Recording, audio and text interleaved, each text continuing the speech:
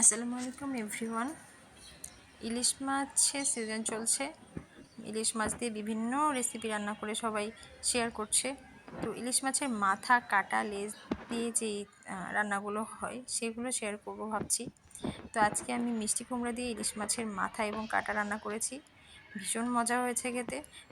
তো এই রেসিপিটি আপনাদের সাথে আজকে শেয়ার করতে চলে আসছি। চলুন তাহলে দেখে নিই কীভাবে এই রেসিপিটি বানালাম। রান্নার জন্য প্রথমে একটি কড়াই গরম করে দিয়ে দিচ্ছি পর্যাপ্ত পরিমাণ তেল। এরপরেতে দিয়ে দিচ্ছি কয়েকটি কাঁচামরিচ ফালি এবং হাফ কাপ পরিমাণ পেঁয়াজ। এবার পেঁয়াজ এবং কাঁচামরিচগুলোকে মোটামুটি ভালোভাবে ভেজে নিচ্ছি।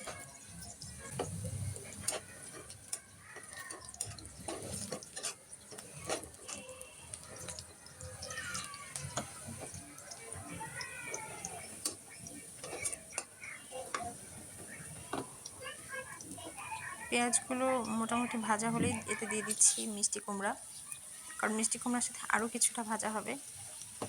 অনেকে মশলা কষানোর পরও মিষ্টি কুমড়া অ্যাড করেন, তবে আমি যেহেতু মিষ্টি কুমড়া একটু নরম সবজি, ভেজে নেওয়ার জন্য আগেই অ্যাড করছি। এরপর দিয়ে দিলাম স্বাদ মতো লবণ, দিয়ে দিচ্ছি 1 চা চামচ মরিচ গুঁড়া এবং 1 চা চামচ হলুদ গুঁড়া।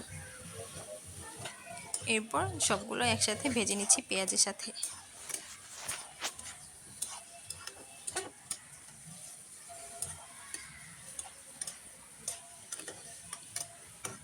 মিষ্টি কুমড়া একটু নরম সবজি, মোটামুটি একটু কিছুক্ষণ ভাজতেই সেটা সেদ্ধ হয়ে আসে। তবে মিষ্টি কুমড়ার যে বাড়তি পানি ছিল সেগুলোকে আমি শুকিয়ে নেওয়ার জন্য ভেজে নিচ্ছি।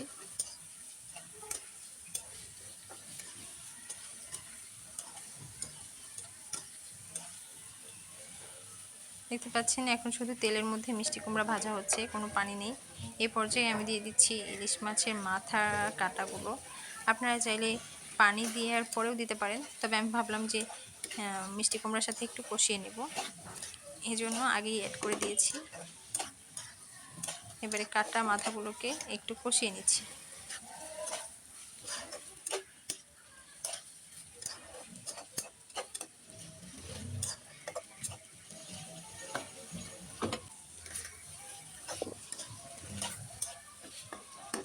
মোটামুটি কষানো হয়ে গেছে। এরপর আমি এতে অ্যাড করে দেব পানি।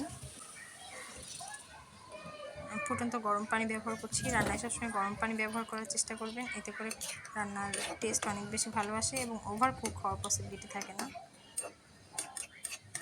এবারে ভালোভাবে মিশিয়ে নিয়ে ঢেকে দেব 10 মিনিটের জন্য।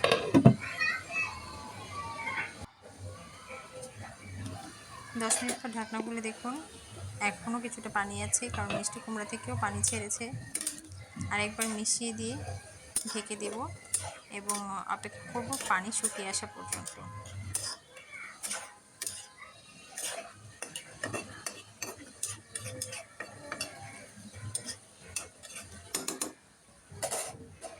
কয়েকবার মিশিয়ে নিয়ে ঢেকে দিচ্ছি। ফিরে আসছি আরও 5-7 মিনিট পর।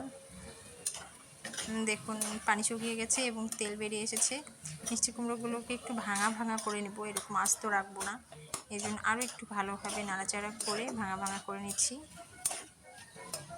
ঠিক যেরকমটি আপনি রাখতে চান সেরকম পর্যায়ে আসলেই নাড়াচাড়া বন্ধ করে দিলেই হবে। মোটামুটি ঘন্টা হয়ে গেছে আমার, দেখতে পাচ্ছেন।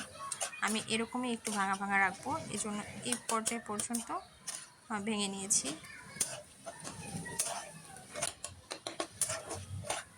রান্না থেকে তেল ছেড়ে এসেছে, একটু খেয়াল করলে দেখতে পাবেন।